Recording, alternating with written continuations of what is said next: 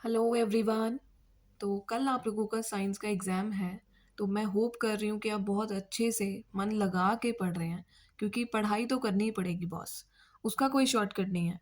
तो हम लोग भी आपको सिर्फ ये बता सकते हैं कि गाइडेंस दे सकते हैं कि भाई इस टाइप से ये कर लो, इम्पोर्टेंट चीज़ें ये कर लो, है ना, कैसे करनी है ये सब बता सकते हैं। बट पढ़ना आप लोगों नहीं है। तो मेरा फर्स्ट पॉइंट भी यही है कि प्रिपेयर वेल। तो क्योंकि अपने आप में अगर आप अच्छे से पढ़ोगे ना, तो इस चीज़ में अपने आप में एक अच्छा कॉन्फिडेंस आता है। तो वो चीज़ का कोई शॉर्टकट नहीं है। तो अगर आपने खुद से अच्छे से प्रिपेयर किया है और आपको पता है अंदर से कि हम पूरा साल भी पढ़े हैं और अब भी मतलब हमने काफ़ी चीज़ें रिवाइज कर ली हैं, इंपॉर्टेंट चीज़ें हमें पता हैं, है ना, सैम्पल पेपर्स हमने कर लिए। तो इससे ना एक अलग ही लेवल का कॉन्फिडेंस आता है और इसका कोई शॉर्टकट नहीं है, ये आपको करना ही पड़ेगा। तो मैं आपको ये बता सकती हूँ कि आपको जैसे अब तो टाइम चलो थोड़ा सा ही रह गया है, कल आपका एग्ज़ाम है। तो क्या कर सकते हो आप इस टाइम में, बेसिकली आप एनसीईआरटी के क्वेश्चंस, हर एक बच्चे के लिए वो तो मस्ट है कि आप लोगों को एनसीईआरटी के क्वेश्चंस तो एटलीस्ट रिवाइज होने चाहिए। चैप्टर्स बेशक आप नहीं पढ़ पाओगे अब, बट पहले तो आपने पढ़े ही हुए हैं ना चैप्टर्स। तो अब आप लोग है ना क्या कर सकते हो कि क्वेश्चंस को अच्छे से उसका बेसिक, कि भाई क्वेश्चन में पूछा क्या है, मेन रीजंस, मेन टॉपिक्स, कि भाई उन क्वेश्चंस में जो जो टॉपिक्स पूछे गए हैं वो आप लोगों को पता हो सकें कि कुछ भी आ सकता है ना, ज़रूरी नहीं है वही एज सच क्वेश्चन आ जाए। बट हाँ, एज सच क्वेश्चंस भी आते हैं।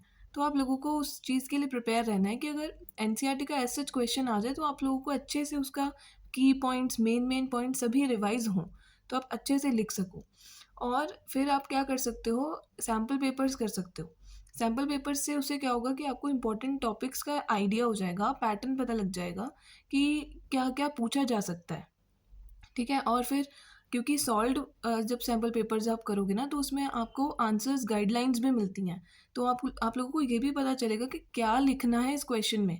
क्वेश्चन तो चलो सबको पता है कि ये इंपॉर्टेंट है, कैसे लिखना है, क्या लिखना है और कितना लिखना है, ये भी बहुत ज़रूरी है। ये नहीं कि पूरा पूरा पेज भरा रहे हो आप, पूरा टॉपिक आपने उसको समझा दिया बट पूछा उसमें मेन एक रीज़न था, वो ही गायब है, तो आपको नंबर नहीं मिलेंगे। तो सैम्पल पेपर्स में क्या होता है कि आप लोगों को ये पता चलता है कि कितना लिखना है और कैसे लिखना है बेसिकली। ठीक है, ग्रामेटिकल एरर्स तो बिल्कुल नहीं करने हैं, क्योंकि आप 10th क्लास के स्टूडेंट हो, तो ग्रामेटिकल अच्छे से सोच समझ के लिखना है कि आप क्या बताना क्या चाह रहे हो, पेपर में लिखना क्या चाह रहे हो। तो नेक्स्ट आता है हमारा यूज़ पॉजिटिव अफर्मेशंस। तो इसमें क्या है ना कि बहुत लोग ये गलती करते हैं एग्ज़ाम से पहले। ठीक है, जब जा रहे हो एग्ज़ाम हॉल में, जा रहे हो आप एक दूसरे से, फ्रेंड से मिल रहे हो, है ना, कैसा हुआ भाई, तेरी तैयारी कैसी हुई, यार कुछ नहीं आता, है ना, फेल हो जाऊंगा मैं तो, मतलब अपने दिमाग में क्या, और अगर फेल हो गया तो क्या होगा, है ना, कि भाई कुछ नहीं आता मुझे। तो एक दूसरे को, तो ये तो बहुत ट्रेंडिंग है एक दूसरे को कहना फ्रेंड्स वगैरह में कि नहीं मेरे को तो कुछ नहीं आता। आप लोग ना ये चीज़, आप तो सोच रहे हो कि ऊपर-ऊपर से लेवल से बोल रहे हो कि कुछ नहीं आता, बट है ना ये डीप आपके सबकॉन्शियस में बहुत इफ़ेक्ट डालता है। तो प्लीज़ पॉज़िटिव रहिए, ये सोचिए कि आपने पढ़ा है, पूरा साल आप पढ़े हो, नहीं भी पूरा साल पढ़े, एटलीस्ट आप एग्ज़ाम में उस चीज़ को, मतलब आपको पता है बेसिक साइंस, आप स्कूल गए हो, क्लासेस आपने अटेंड की हैं, तो थोड़ा-सा अपने आप पे बिलीव रखो कि नहीं हमें आता है।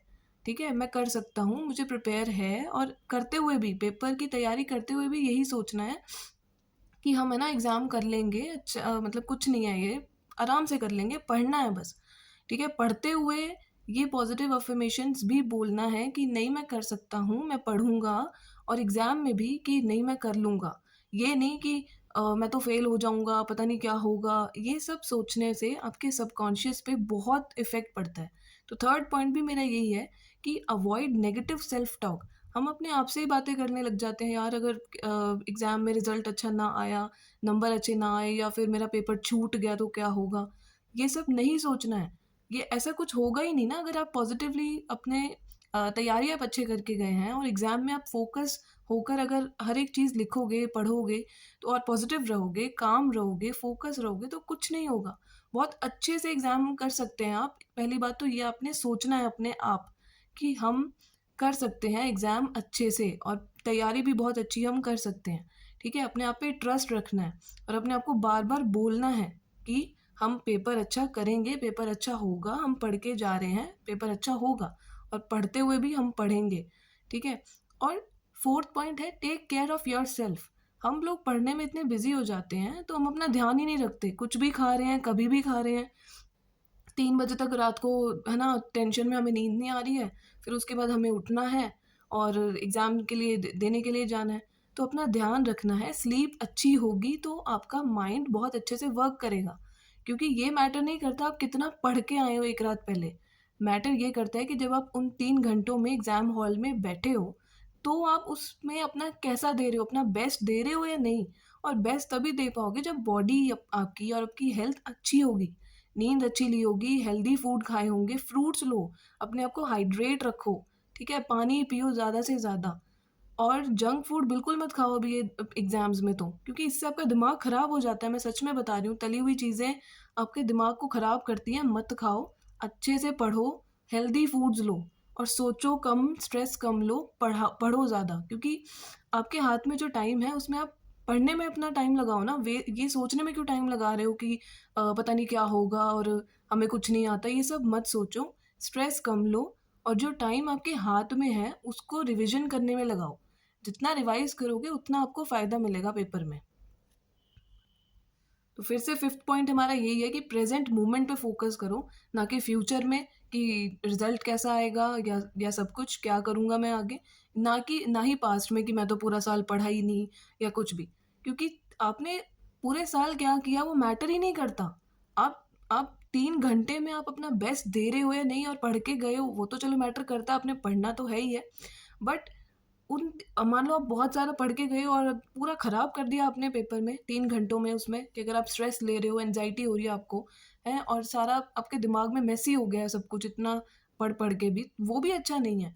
आपको है ना अपने माइंड में ऑर्गेनाइज़ रहना है, कंसाइज़ रहना है और जो आपका हाथ में आपके मोमेंट है, उस प्रेज़ेंट मोमेंट पे फ़ोकस करना है, ठीक है? तो एग्ज़ाम दे रहे हो, उसमें अच्छे से पढ़ो क्वेश्चन को और अच्छे से आंसर करो, फ़ोकस करो।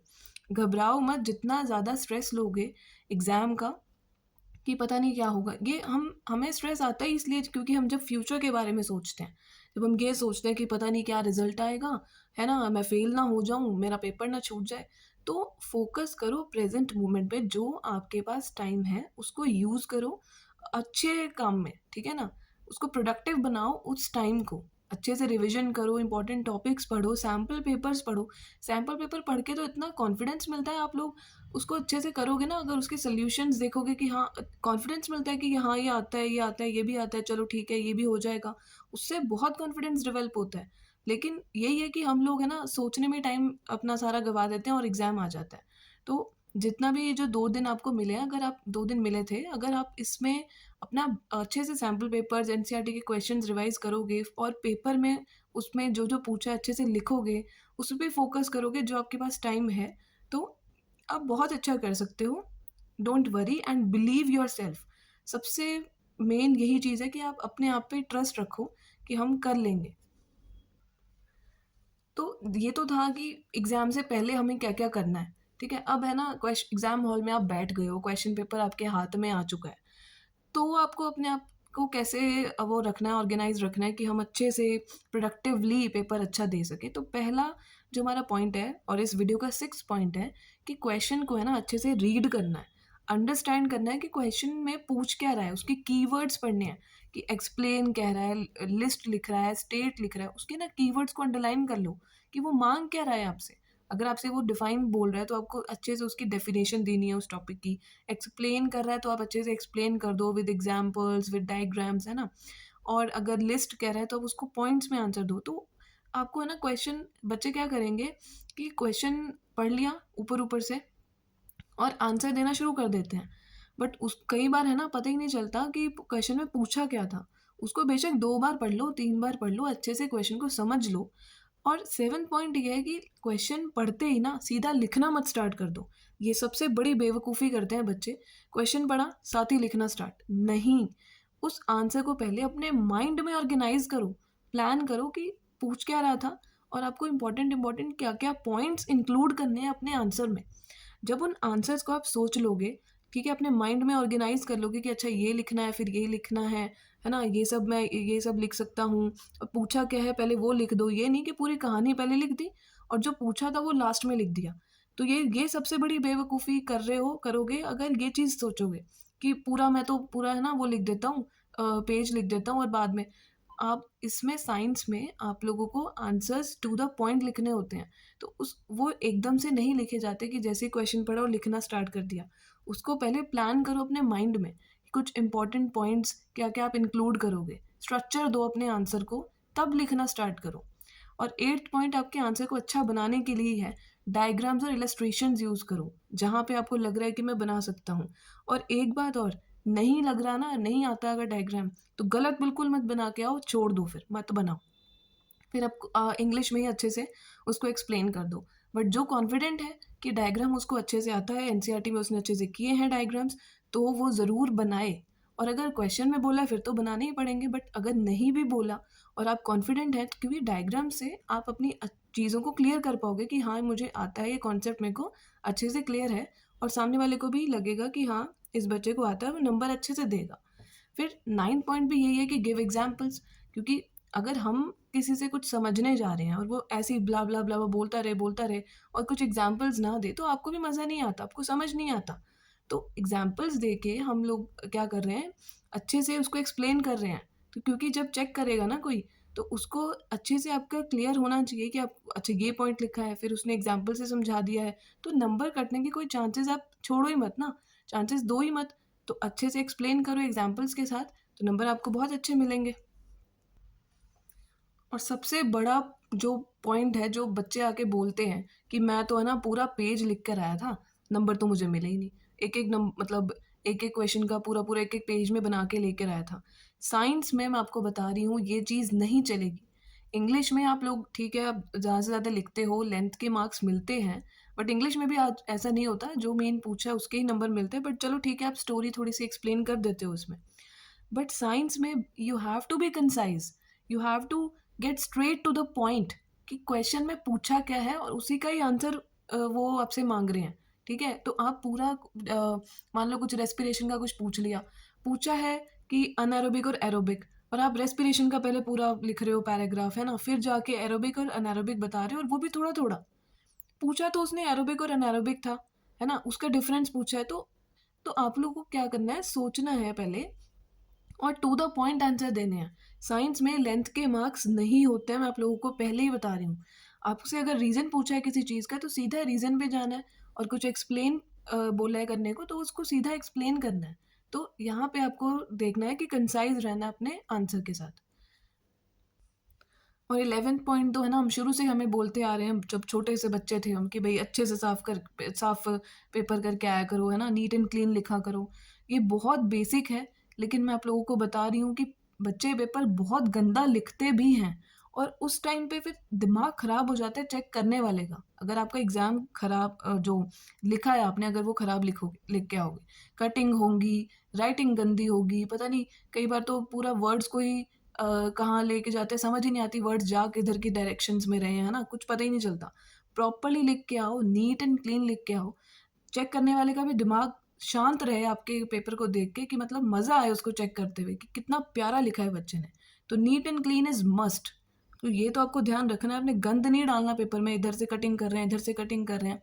रफ वर्क तो साइंस में कुछ खास होता नहीं है, बट अगर कुछ न्यूमेरिकल है, तो उसको कुछ सॉल्विंग करके देखनी है, तो पीछे रफ पेज का एक सेक्शन डाल लो ना लास्ट पेज पे, वहाँ पे रफ वर्क कर लो। पेपर बिल्कुल आपका जहाँ पे आपने आंसर्स लिखे हैं, वहाँ पे कुछ भी रफ वर्क, कुछ कैलकुलेशंस मत करो, बहुत ख़राब लगता है, और नीट एंड क्लीन तो बिल्कुल नहीं लगता फिर। ठीक है, 12th पॉइंट क्या है, रिवाइज एंड एडिट। एक बार आपने एग्ज़ाम कर लिया, है ना, उसको फिर एक बार पढ़ो, क्योंकि लिखते हुए हमें नहीं पता चलता, क्योंकि लिखते हुए हमारे दिमाग में आंसर चल रहा होता है। आंसर जब लिख लिया है, उसके बाद उसको पढ़ो, कोई ग्रामेटिकल एरर तो नहीं कर दिया, कुछ स्पेलिंग एरर तो नहीं कर दिया, है ना। तो and last but not the least, stay calm and focus during the exam. This is the most important thing, कि आप पढ़ के आए हो, क्या पढ़ के आए हो, कुछ भी है, बट अगर आप उस एग्ज़ाम में फ़ोकस नहीं हो, ठीक है, और घबरा रहे हो, तो सारा आप जो है ना पेपर में मेसी कर दोगे। आप दिमाग में ही क्लियर नहीं होगे, तो आपके एग्ज़ाम भी अच्छे से क्लियर आप नहीं लिख पाओगे। तो आपको एग्ज़ाम में फ़ोकस होना पड़ेगा, घबराना नहीं है। घबराते मैं बार-बार बोल रही हूँ घबराते हम तभी हैं, एंग्ज़ायटी हमें तभी होती है जब हम फ्यूचर के बारे में सोचते हैं कि पता नहीं क्या होगा एग्ज़ाम में और रिज़ल्ट क्या आएगा, तो वो आपने नहीं सोचना है। आपके हाथ में वो 3 घंटे हैं, आपके हाथ में पेपर है, आपके हाथ में आंसर शीट है, पेन है, आप उसको बहुत अच्छे से लिख सकते हो, ये बिलीव रखना है, तो एग्ज़ाम आपका अच्छा होगा and I wish you all the very best. Thank you.